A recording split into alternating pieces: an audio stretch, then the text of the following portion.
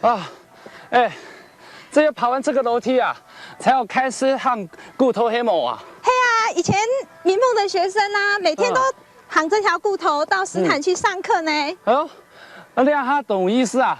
我夯哦。好，来。哦，就是这里啊。对呀。哇，哎，啥都你按陡呢？哎呀，还有啥你慢慢的看，有看住我抖哦。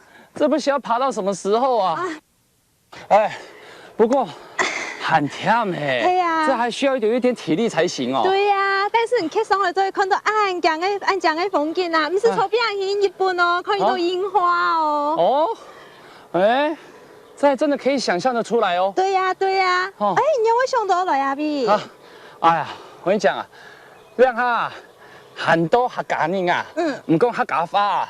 所以我自从接下这个念念客家的节目以后啊，我就常上网去找资料，想说要到全省的客家中啊，去行啊，所以我才发现这个小山村。哦，原来是这样哦。跟等一下啊，带你民丰看配毕的东西好吗？你行出去啊，有一点太美哦，叫做云洞宫，是民丰村居民的信仰中心呢。我们可以去烧个香，点个香，求平安。哦，好啊，香啊香啊。哎，这里风景啊，东江呢。对呀。好，哎，你刚刚有提到有一个小河。小河的呀。哎，俺上去看看呢。好啊，带你。车上行住多嘞。在前面吗？嘿嘿。好好。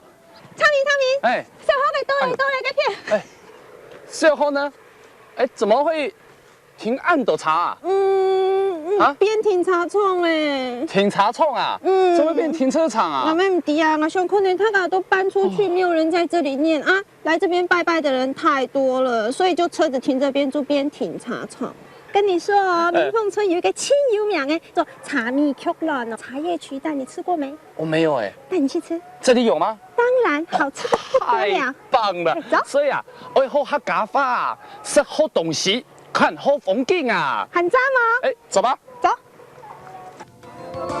民丰古土，民丰古土，寒天么，寒天么。